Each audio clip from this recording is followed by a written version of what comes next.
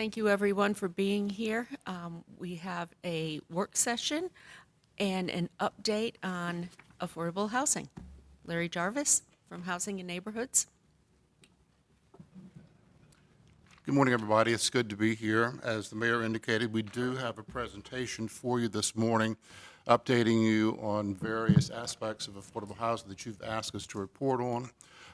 First, we're going to give you an overview of the Affordable Housing Annual Report, and then we're going to respond to some things that you've asked about before, perhaps you don't know about. We're going to talk about the role of the Affordable Housing Project Advocacy Team. I'll report back from Ms. Stewart about institutional ownership of single-family rental homes. We're going to give you an update on naturally occurring affordable housing losses and gains, give you an update on the 30% income targeting, and then we'll take questions that you might have. If there are additional topics, we might want to note those and be able to let us follow up with those later. We've asked all of the presenters to limit their presentations to about 5 minutes each so that we can get through all of the topics and give you some chances to ask questions. But again, we're looking forward to sharing this information with you, and we're going to tag team this morning, and our first presenter is going to be Erica Brandt. Erica.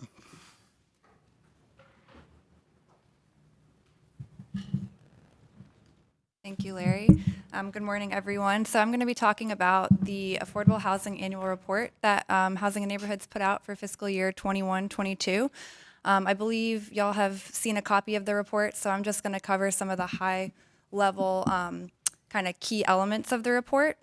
So here on the slide, you can see a table showing the accomplishments from the past fiscal year. The first column shows the production, the affordable unit production and preservation for fiscal years 15-16 through 20 and 21. Fiscal year 15-16 is when we started tracking the 5,700 unit goal for the 10-year period covering 2016 to 2026. So you can see that in that 6-year time frame, 2,144 rental units were created or preserved. 318 first-time home buyers were assisted. 221 homes were constructed and sold to low-income buyers in city-sponsored neighborhoods, including East College Park, Martin Haywood.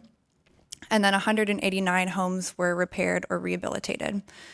For fiscal year 21-22, you'll notice that the numbers are lower than the kind of average that we've seen in past years. 116 rental units created, preserved, 16 first-time home buyers assisted, 8 homes constructed and sold to low-income buyers, and 16 homes repaired or rehabilitated. This is really due, the lower production is really due to the impacts of COVID on the housing market. Across the board, we saw construction material increases in price and higher labor costs. Interest rates on first mortgages went up recently, which impacts, lending capacity for rental developments as well as impacting home buyers or prospective home buyers. For the Home Buyer Assistance Program, we use the HUD.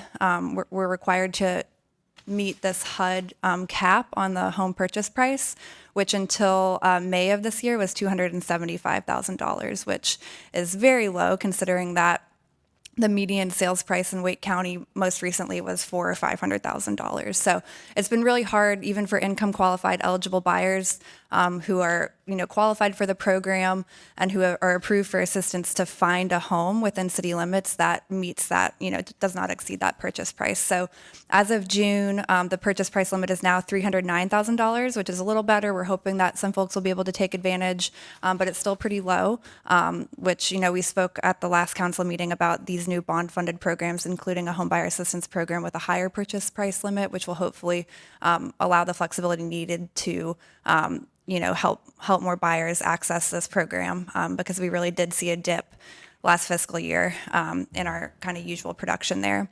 On the rehab side, during COVID, a lot of folks did not want contractors in their homes, particularly considering that most of the people that we serve through these programs are elderly or have a disability, and just for health and safety concerns, did not want contractors in there. So a lot lower production than usual as well. And then, like I mentioned on the rental side, because of construction cost increases, which, we saw basically doubling in construction costs in some cases. And this was not just locally, this is a trend across the country, across the state. And increases in first mortgage interest rates for rental production as well just really impacts the ability for developers to get debt on their projects and really slowed production. So all that to say, to put these numbers into context, COVID really did have a pretty strong impact on affordable housing production, and that has resulted in the lower numbers that you see. So some highlights for the past year on the rental side. Like I said, our production was lower, but we did have some units come online. The 116 units from the table on the prior slide are from the studios at 2800, which is the hotel that the city purchased using American Rescue Plan Act funds. Right now, we are focusing on meeting and addressing the urgent capital improvement needs. We're working with CASA, local affordable housing developer and property manager who is managing the property for us. We're working with them on a plan to transition a portion of the units to permanent supportive housing. But as is, the hotel is fully occupied right now. It's serving the intended population. No tenants have been displaced, so it is fully operational. But we are kind of focusing on these big capital needs. It's a very old building, so they're pretty substantial. There's substantial work to be done there. We also committed gap financing funds to 2 tax credit projects with 288 units in total. I should say we committed funds to 3 projects. One was a 9% project that did not receive a tax credit award this cycle, so unfortunately that one will not be going forward this year. But we do have 2 other 4% projects that are moving forward with 288 units between them. And then from past years, there are an additional 2,102 units that are currently in the development pipeline, meaning they're either under construction or they're in the pre-development phase. So this chart here gives a breakdown of all the units in the pipeline, which includes the 2,100 from past years as well as the ones from this year. We did not get a chance to remove the 9% that didn't get funding this year, but that's Lake Haven with the 56 units there you can see on the pre-construction side of the chart.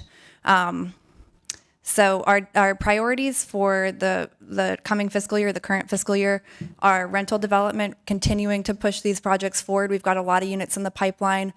Because of the ongoing, impacts of these construction costs and interest rates, we are seeing big gaps coming up, funding gaps. As y'all know, we've had to come back to council several times to provide additional gap funding for projects to make sure that they are able to move forward. So we want to continue trying to move things forward as much as possible, as much as our budget will allow. Another big priority is continuing our support of the homelessness system. We provide funds to the continuum of care. We work with the county to support the homelessness work that goes on in our community. We also, as kind of a part of that picture, the studios at 2800 with the permanent supportive housing will be adding supportive housing units once we're able to make that transition with CASA to get some of those units online. And then also funding Kings Ridge, which is a 100-unit development, of which 50% of the units will be set aside as permanent supportive housing, which is going to hopefully begin construction soon in the next year. We're also working, or another priority is neighborhood stabilization, so continuing to operate our kind of flagship programs in addition to the rental development gap financing program, our home buyer assistance program, and then also our home repair and rehabilitation programs, including the new bond-funded iterations of the home buyer and rehab program. And then our final kind of priority is public-private partnerships. So using the bond funds that have been carved out for public-private partnerships to work with nonprofits and other private entities to advance affordable housing projects. So far we've committed funds from that bucket to the Kings Ridge project. We've also committed $3 million from that bucket to Healing Transitions for their men's shelter expansion project. And then this summer we awarded $2 million to Southeast Raleigh Promise for a small-scale rental development project that they'll be doing on city-owned lots, 10 city-owned lots throughout downtown, which will create 27 affordable units, using a mix of, working with the missing middle text changes to the Unified Development Ordinance to create duplex and ADU and kind of smaller scale housing types. And 30% of those units will be targeting extremely low income populations at 30% of AMI. So that is that's it for the annual report. And I'll be happy to take questions at the end of this concerning the report. Thanks very much. And next up, we've got James Maripodi from Planning and Development, who will be talking about the Affordable Housing Projects Advocacy Team. We'll wait till the end. Good morning, Mayor, Councilman. Good morning. So Project Advocacy Team composes of one staff member and myself within the recently developed Urban Projects Group. To provide a little context of what we've been managing, based on the City Initiative 2.6, which is outlined here, Safe, Vibrant, Healthy Cities, the focus of that initiative is to streamline development review processes to reduce barriers and promote housing production for all. So as a subcomponent of that goal, we developed and implemented an affordable housing pilot. We started developing in December of 2021. We are currently managing 2 official projects within this new review type, as outlined here. Kings Ridge, 4.25 acres, single building and with 100 units. It was submitted December of 2021. And we also have cottages of Idlewood, a little over an acre, 17 cottage-style units. And that came in, I think, April of 2022. We're anticipating next 3 to 6 months, Southeast Raleigh Promise and Terrace at Rock Quarry.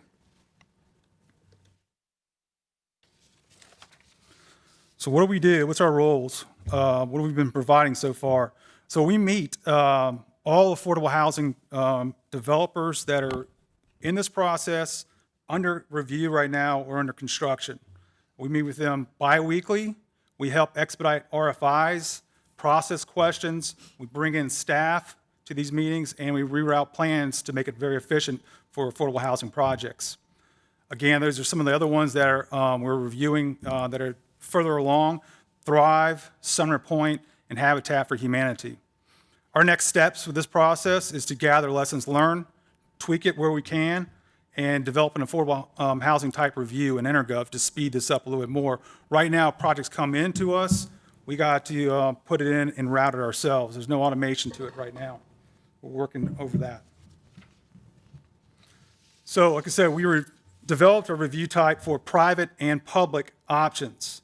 The only requirement, it must be funded by the city or county, Wake County, as far as some funding. So how does it work? You can see that there's privately owned land or city-owned land leased to the developer.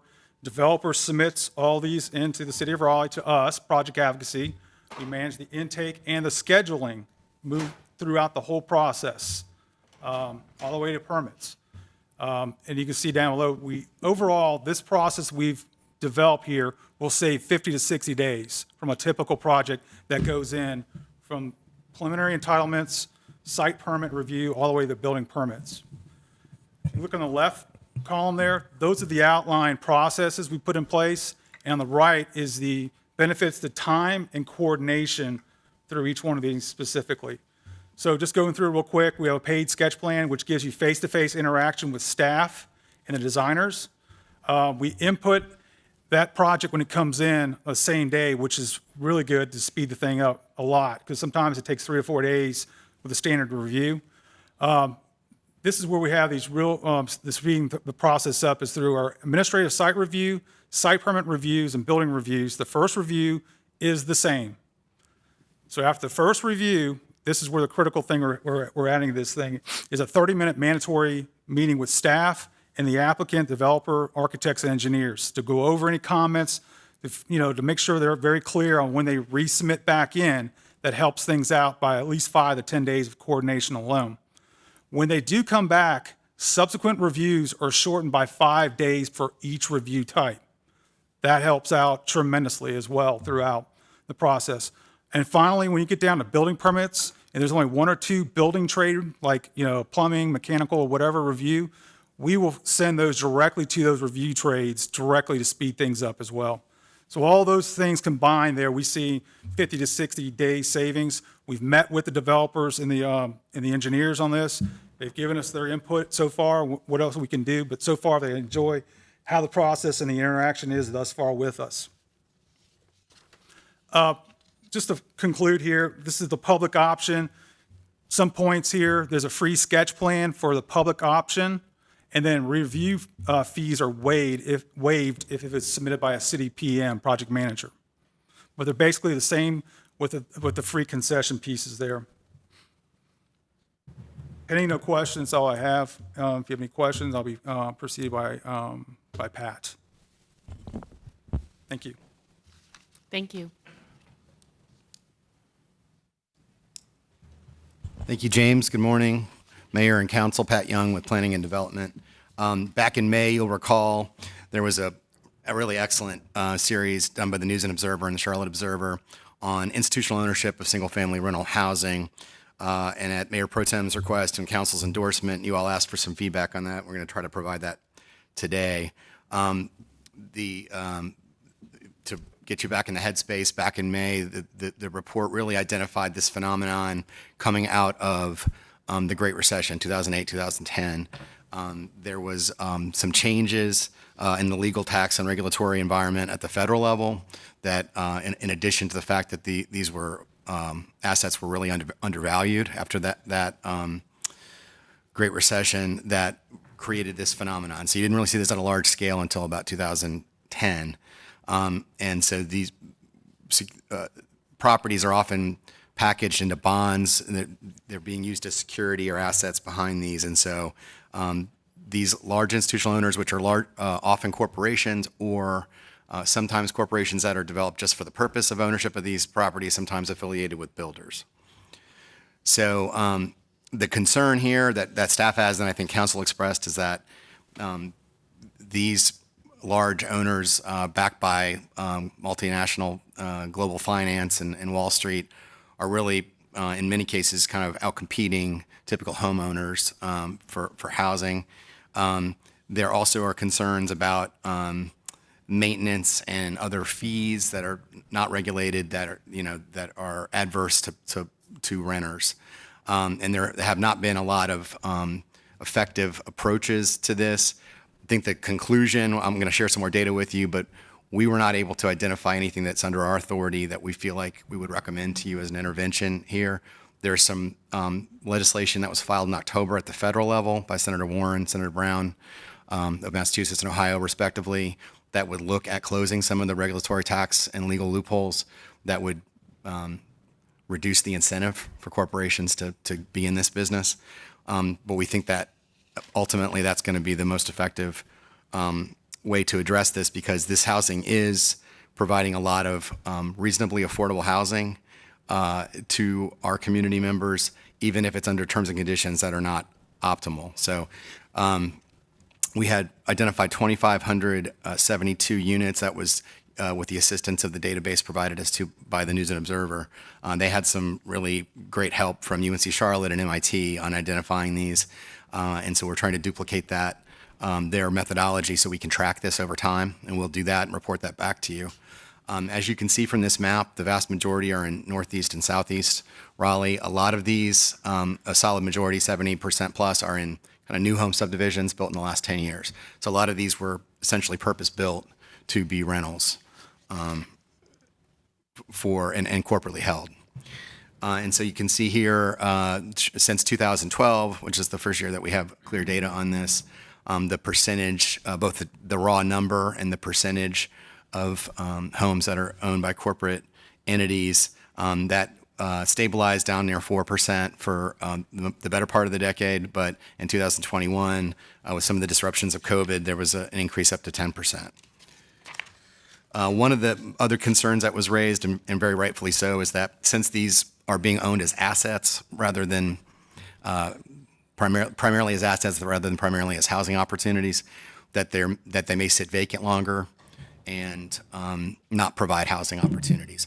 And so We did our best to look at this. It's hard to measure directly, but we looked at census tracts where there was 100 plus, which was kind of a threshold point, to look at whether there was higher vacancy rates. That was the best data we had as a surrogate. And as you can see from this slide, there are actually lower vacancy rates in these areas where there's a high number of these corporately owned units. I think what's happening here, and I admit that I'm speculating because there's no way to document this empirically at this point, is that these are on average at a lower valuation than the median single-family house, right? They're between 250 and 400,000. The median now is closer to 400,000. So these are desirable opportunities, despite the sometimes some of the practices that these institutional owners use.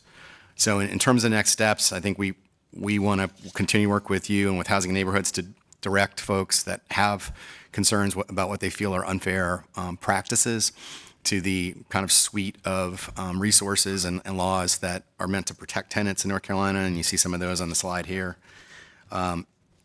And really continue to track and monitor this information and provide you with information.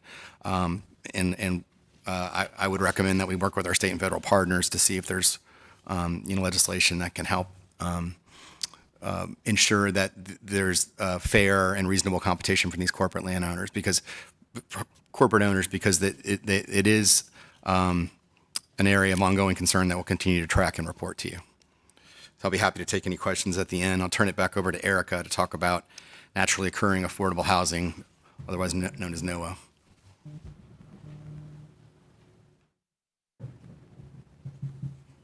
Thanks, Pat. So I'm going to give a little update on NOAA gain and loss in Raleigh. So to start, it's pretty difficult to track naturally occurring affordable housing in general. So staff use census data from the American Community Survey.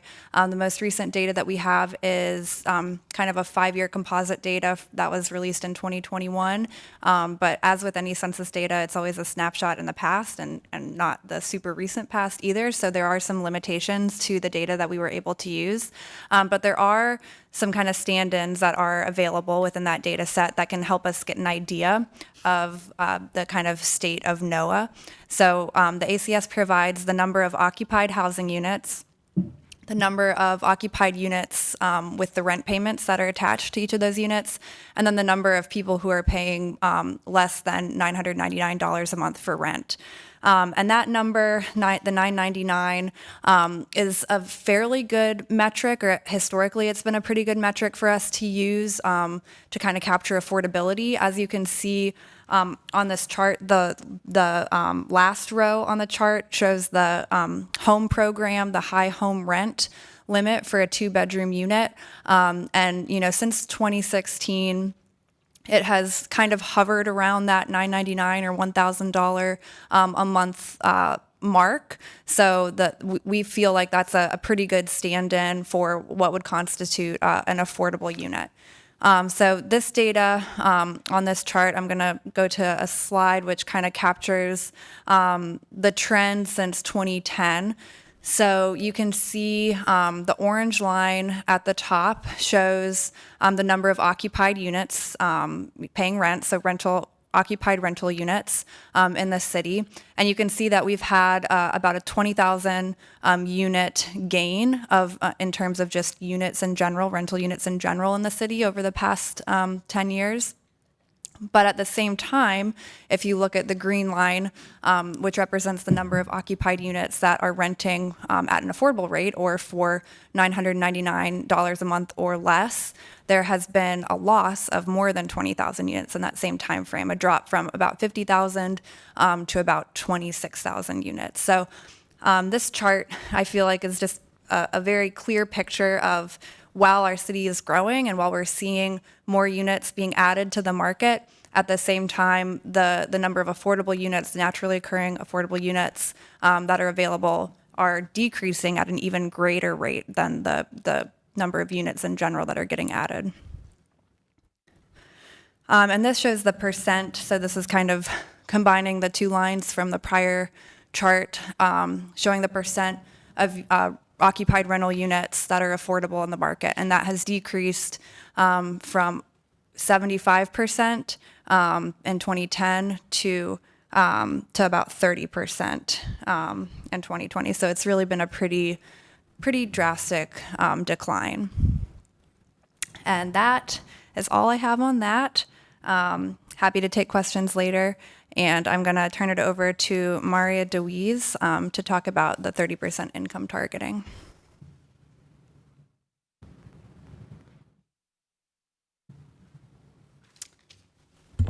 Thanks, Erica. Hi, I'm Maria DeWeese. I'm the Multifamily Lending Coordinator with the Housing and Neighborhoods Department. And I'll be giving an update on the city's income targeting report. So in September of 2020, City Council established a policy to require that city-funded tax credit developments set aside housing units for extremely low-income households earning 30% of the area median income and below. The policy stipulates that all 4% tax credit deals will set aside 10% of their units, and that 9% tax credit deals, which receive a greater amount of subsidy, will set aside 25% of their units. This set aside for 9% deals is also required by the North Carolina Housing Finance Agency. Since this policy was established, 5 projects have received tax credit awards and been approved for city subsidy. Total, these developments combined have 726 units, of which 75 have been set aside for extremely low-income households. It's important to note that the subsidy required for 30% AMI households, or units, is at least double the amount needed for 60% AMI units. So requiring a higher number of 30% units will decrease overall affordable housing production. And in addition to the targeting income and tax credit developments, this summer the city awarded Southeast Raleigh Promise $2 million in bond funds to develop 27 housing units on 10 city-owned parcels. And a stipulation of this funding was that at least a third of the units would target households earning less than 30% AMI. And I love these renderings. You'll see in this breakdown that Southeast Raleigh Promise is able to serve a mix of incomes from 30% to 80%.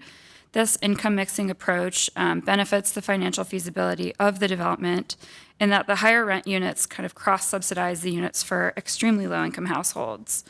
And as you'll see here, Southeast Raleigh Promise is able to make 30% of this development affordable to extremely low-income households, and that's a rate much higher than we usually see with many tax credit developments. Thank you, and I'll turn it over to Larry.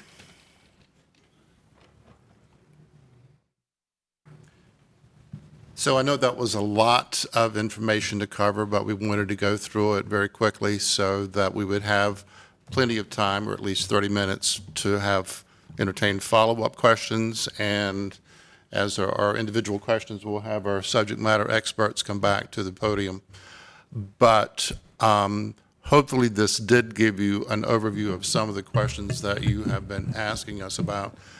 Hopefully you were particularly impressed by the work in planning and development with the Project Advocacy Group, and that is making a big difference. And that's something that we can do that doesn't require any direct financial resources, but again, it's helping to move those projects through the approval process faster and get them on the ground quicker. So hopefully this was beneficial information to you this morning. Happy to have the team respond to any questions you have. That was one of the comments I had, was I was really happy to see that type of partnership within the city to make sure that we're moving these along as quick as possible. As we all know, time is money. So that was great to learn about. Thank you. Do we have any questions? So we have Councilmember Branch, then Councilmember Cox.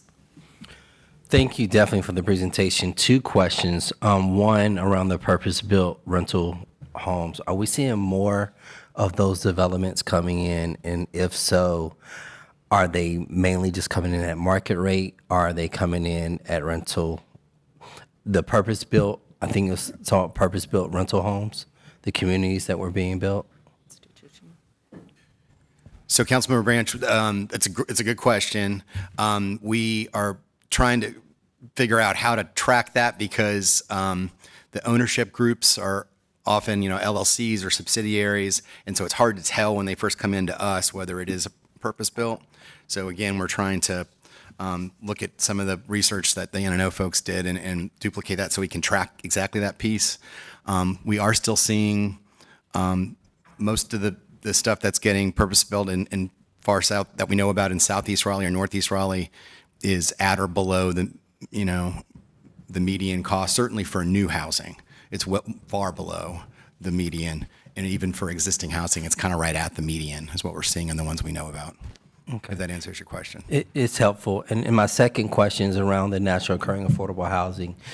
What is it that we can do different to try to save these natural occurring affordable housings or, try to get more units built faster? One of the things that you've already done is approve the $4 million contribution to the Acquisition Preservation Fund that would be administered by self-help and funded primarily by the county, and that's like a $60 million effort. So that's the whole intent of that fund, is to be able to get out ahead of the market and acquire and preserve some of these affordable units.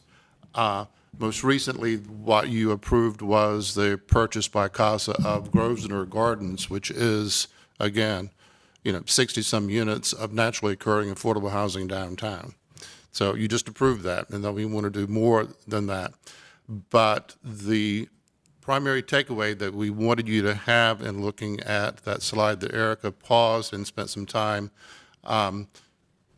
taking a deeper dive on is that it illustrates supply and demand as clearly and as perfectly as any slide I've ever seen. There are market forces that are at work that we have no control over. The only thing we can do is add to supply.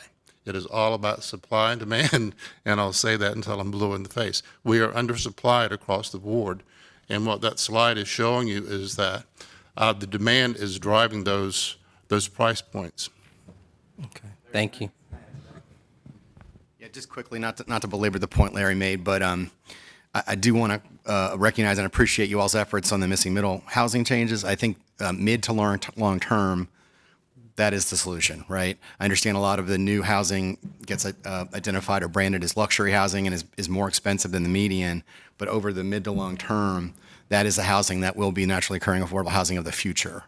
And it's really hard to take that 30 to 50 year perspective, but if you think about the housing that you all have lived in, and I think about the housing I've lived in that was naturally occurring, it was mostly older housing, right? So I do think that's an important acknowledgement, even though I know in the short term it doesn't directly address the concerns that you have. Thank you. Councilmember Cox, then Councilmember Melton. Yeah, a couple of questions. On slide 6, list 2,446 units in the pipeline. I was wondering if we could get a map to illustrate where these projects are located. Yes, actually, we do have a map that shows all of those, and Erica, can we get that sent out to council? The map that shows all of those projects. Okay. And then another question regarding the institutional ownership of rentals. How many different corporations own those 2,500 properties? I'll have to follow up, and I can send you the entire list, but it's about 100. About 100, okay. All right, thank you. And again, there probably are smaller owners that are in this business, but that weren't able to be identified by the tools that we had. But we'll send you the list of the groups that we had. All right, thank you. Councilmember Melton. I have 3 questions. I think they'll probably be answered by 3 different people, so I'll just ask them up front, and then we can just go like that, maybe. Okay. The capital needs for the studios at 2800, will any of those funds help increase capacity of that hotel? Like, are there areas that are not being used right now because they need to be upfit? So that was one question. My second question was, with the missing middle text change and then the city-owned land or city subsidies to provide more actual affordable housing units, what can we be doing more to make sure that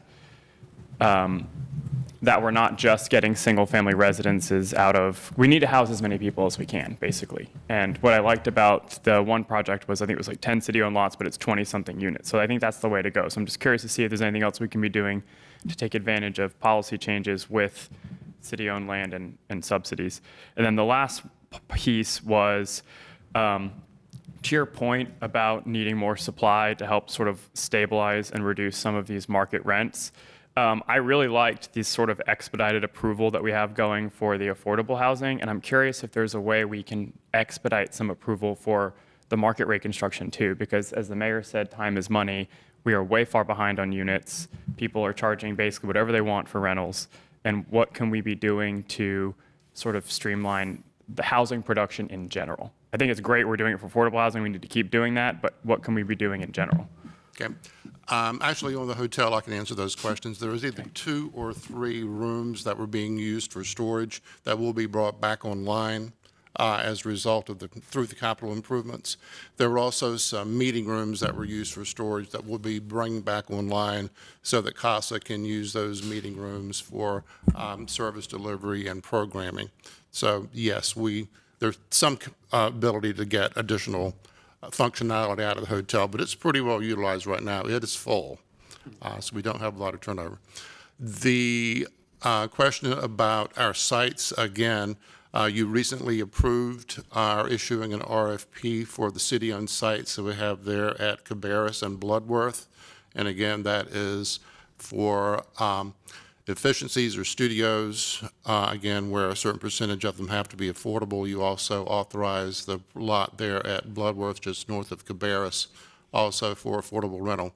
So we don't have any city-owned lots in our pipeline that we propose to put out there for homeownership development. Anything that we have, we would continue to do what we've done recently, which is offer them to nonprofits for affordable rental development so we can control the affordability long-term and take advantage of the missing middle opportunities that you've now made possible. So the third one, I'm going to let Pat respond to. Thanks, Councilmember. Good question. As you heard from James, we are looking closely at the lessons learned to try to improve the expedited process we're using for the affordable housing. It ultimately is really just a resource issue. We are, well, that's not true. It's an efficiency issue and a resource issue. One of my big focuses, as I think you know, during my time here, has been to make the development review process and its effectiveness and its predictability better. I think we've made a lot of progress in that regard. You heard about some of that from Karen Ray, and you'll hear more soon from us. So we're just trying to make the overall process more effective and efficient and making sure we're not asking for information that we don't need or having undue delays in review. But we can certainly look at what it would take to provide more resources to residential review, for example, to get that through the process faster. Yeah, and maybe bring that to you through the budget process. Councilmember Fort. I have a different question for whoever did the NOAA presentation. So on slide 23, y'all have the breakout of the gains and loss. Do you maintain some type of database of the units that are under $9.99 a month for rent? Do y'all keep a database of it, or how do you track the actual numbers of those? The only way to track it is through ACS data. So when you look at that drop in the number of units that are renting for less than $999, only a tiny fraction of those figures there represent units that were actually demolished or lost or redeveloped. Most of that loss in affordability is just through pure market forces. It's just demand driving those rents.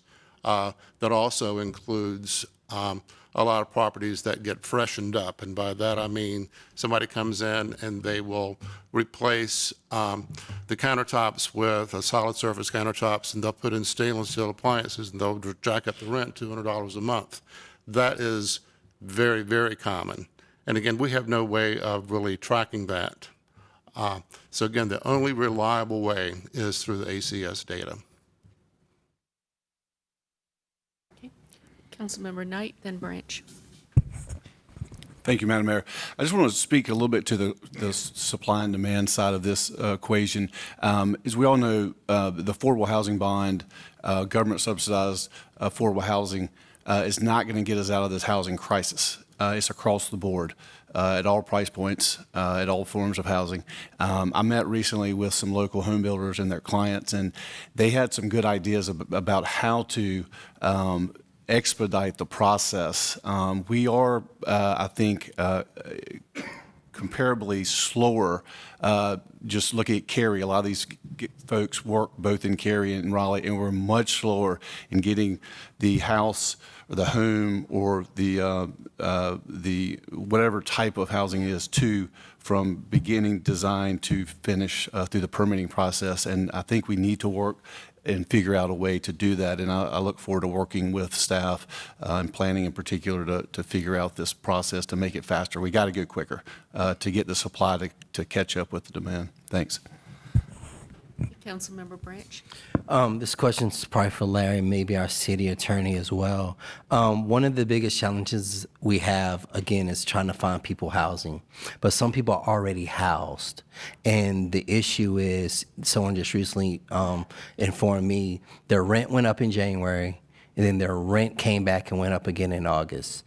Is there any, I know we can't do rent control, but is there any policies or anything we can do to help renters understand how often a landlord or someone can actually raise the rent where they're staying?